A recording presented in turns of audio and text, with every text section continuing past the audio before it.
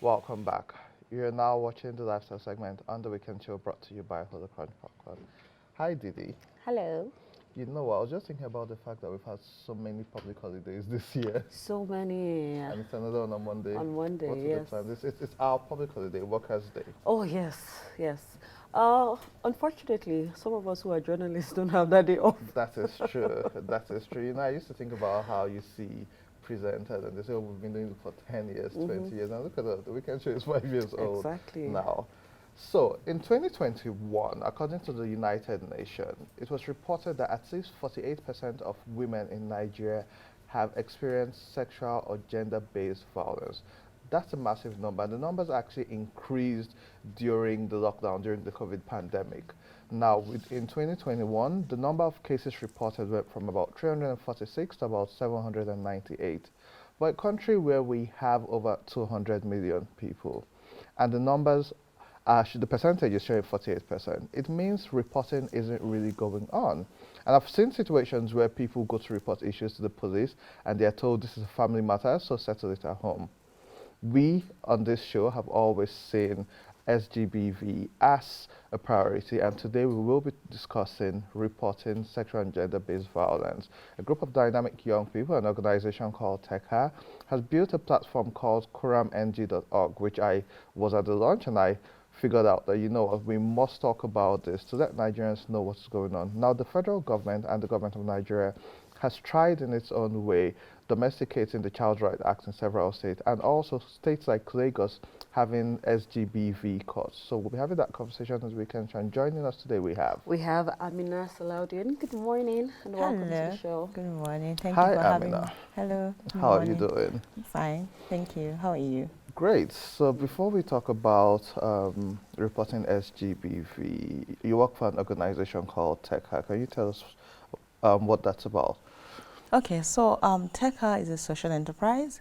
So what we do, everything we do is around mentoring, training, coaching, just so with the aim of bridging the knowledge gap between technology and gender. So it is very simple.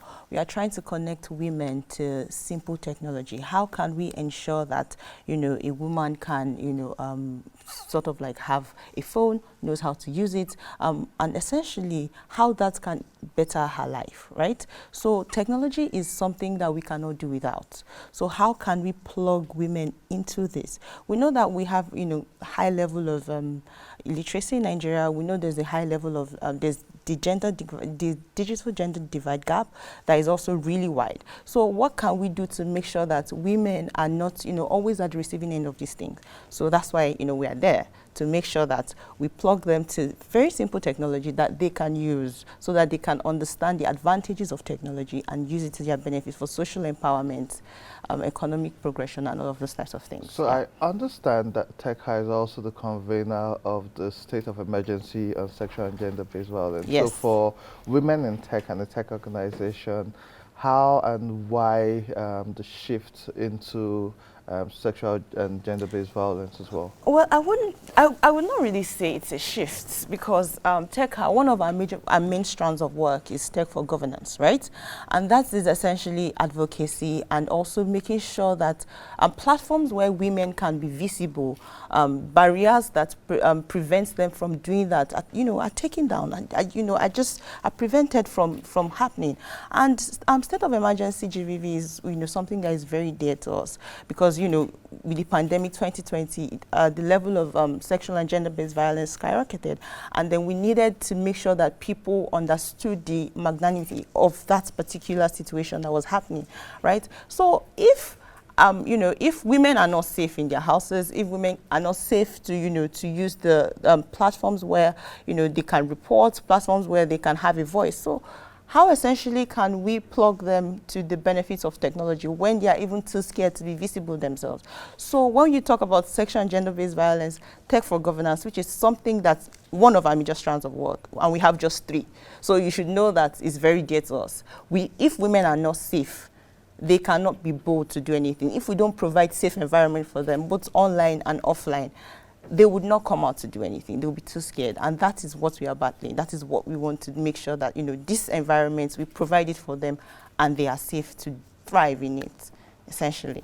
It's quite unfortunate that in this part of the world, a good number of women, both the literate and the illiterate ones, do not see the purpose or the use to report this sexual-based violence. So, can you share the importance of reporting this?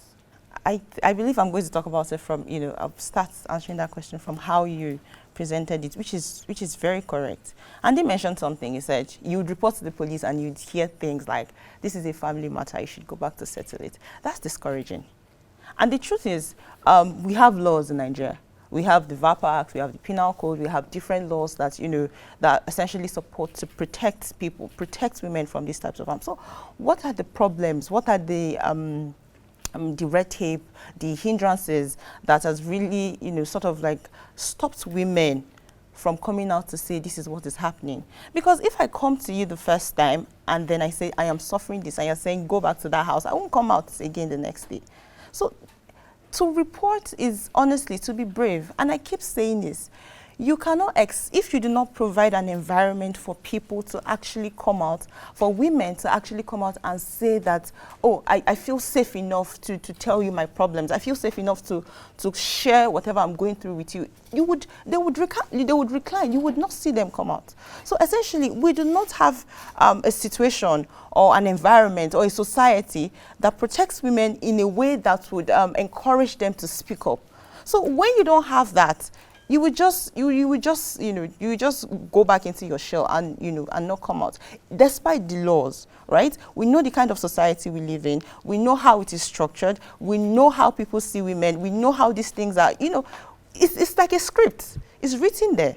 And if we do not change it, if we do not try to, if we not try to do everything we can, starting from our own person, our friends, people that, even extending to people that we do not know, being an active bystander in things that are very important to society, to societal construction, it's going to be a problem. Women will not come out, right? So these things, they start with us, right? They start with being able to, even for your friend, for example, you can say, oh, this thing happened to me, and you're like, why did you do that?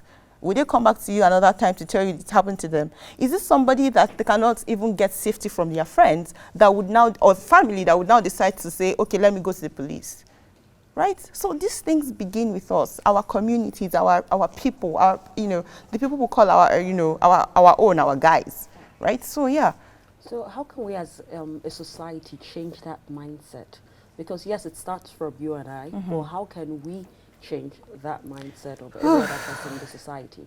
That's one big question, because I know that organizations, people, even government, we have been on this for years, right? We have been trying to talk about how people can essentially change the narrative, change the status quo, make sure that people can, come out, or women can be safe. The truth is, socialization, reorientation, we have to continue it. Right? There are so many harmful stereotypes that people are not willing to confront, right? And if we do not confront these stereotypes, we cannot change these things. So essentially, it is the mindset. It is how we think about these things. It is what we do with the things that we think about, right? And even more importantly, is laws and the implementation of laws. It's one thing to say, okay, if you like, for example, now, if you like to steal, right? If you are just, you like to steal, but you know that if you steal, you are going to go to jail, regardless. So you're like, oh, that's going to serve as deterrence for people. But when laws are not implemented, there's no form of deterrence. People just do however they like, and they know that they will get away with it. And that's the same thing with, issues of gender-based violence. I mean, how would you see, we've seen a situation where a man, cut off the hand of his wife, of his bride. Please, she's about 14, hand and leg. And then that kind of situation now, he's not, like, most of the time he's going to get, he's going to get free with it. He's going to go away with it. There's nothing is going to happen to him. And these are the kind of things we are trying to, this is violence. This is attempted murder, right? And then when you think about these things, it gets really, it's triggering. Yeah. And then nobody is saying anything about it. Nobody wants to do, nobody wants to actually take action. We need consequences for these things. People to, we want people to go to jail for actually committing this crime. And until these things start to happen, reorientation is great. But until we attach a consequence, we attach actions to these things to serve as deterrence, right? We would not see the change that we want. And that's something we're trying to do. Talking about reporting, so like I stated, during the lockdown, within the first 2 weeks in Nigeria, about 347 cases were reported, and within 2 weeks it went as high as 797. Now for Lagos State alone, between 2019 and 2021, it was reported that there were 10,007 cases of sexual and gender-based violence cases reported in Lagos State. Yeah. And like we say, that's still very small numbers compared to what's going on. Can you tell us about kuramng.org and why? Okay, thank you very much. So I'm going to talk about two things, right? I'm going to talk about Kuram, and I'm going to talk about TECA and Education as a Vaccines Emergency Response Fund. Now, I'm saying this thing because Kuram is basically is targeted at online gender-based violence, right? And ERF is response for gender-based violence. I would say physical, gender-based violence. Now, let me start with ERF, then I would go to Kuram. Now, ERF is something that a lot of times we do advocacy. I mean, I've talked about advocacy here. I've talked about tech for governance, what we can do. But we know that we have the sexual assault referral centers and, all these types of things. But what are the what kind of intervention can we have that caters to immediate response to gender-based violence? When I mean immediate response, it's like maybe I've been sexually assaulted. I need money to do this thing. I want to quickly, I want to get a lawyer. I want to see a doctor. I need psychosocial support. What are those very fast things that we need, right? That people or women actually need to make sure that they are okay in the first 24 hours, and that's why we have the emergency response fund. So it's for women that they have experienced a form of violence, and then they need funds quickly. And if there's something that we know about this space of GBV, is that we don't have enough money, right? We don't have the funds necessary to push these things. So the Emergency Response Fund essentially is to give money to survivors. Is to say, take this amount of money, go and do whatever you need. Give us a form. In 24 hours, we'll give you money. It's as simple as that. Because we've not, advocacy is great. Every other, other efforts we are putting in is great. But we want a situation where people who, women who have been affected by this can say, I need to do this, and then we can give you that immediately. So that is what the Emergency Response Fund is. Now for Kuram. Kuram is an online gender-based violence reporting tool, right? Because we've seen that we've seen that violence has also shifted into digital spaces, right? And of course, we the women, we are on the receiving end of things again. So what can we do? Cyber stalking, deepfakes, sextortion, revenge porn, the list goes on and on. So what can we do?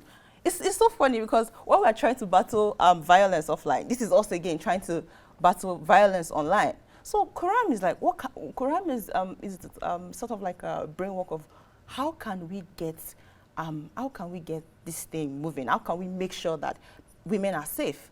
And even more importantly, there are two things that are very dear to, two things that Kuram aims to do. First is gather data.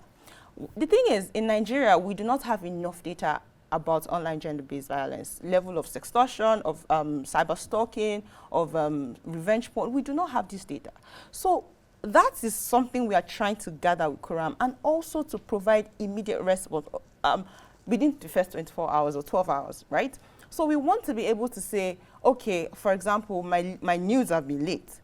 What can I do? What should I do, right? So we have a prosecutorial manual. We have, lawyers that, are on standby to actually help victims or survivors of online gender-based violence also.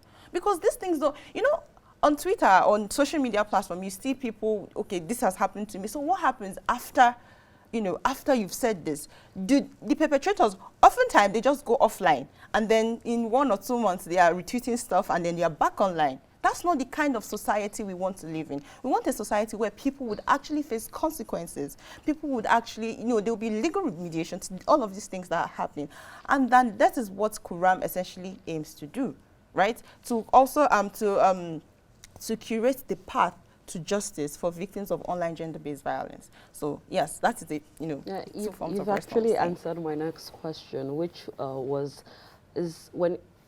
it have to be physical for it to be classified as violence? But you've answered my next question with Quram. So now, can you walk us through the process of reporting an incident using your platform? Oh, it's very easy. It's super easy because we wanted something that you just, when you see something that is complicated, you're demotivated. You don't want to use it. So the landing page essentially says report a case, right? And then you go to, then it takes you to our chatbot. So the chat, of course, we have a chat box, and inside we have a chatbot that essentially just asks you, what happened? I'm sorry this happened to you. Your name, your email, and your phone number will get back to you. That's it. That's literally it. And then on the back end, we receive the cases, and then we reach out to you. And then we link you up with our legal advisors. And anything you want or anything you need regarding your case, we follow it up from there. Brilliant. And just for those watching, if you want to find out about it, it's Quram, KURAMNG.org, quramng.org by Tekha. Aminat Salahuddin is the Women's Rights and Safety Officer from Tekha NG. Pleasure having you on this show, and keep on doing the great work which you are doing. Thank you, Andy, for That's the having much me. we can take on this segment. We'll take a quick break, and when we return, more on The Weekend Show.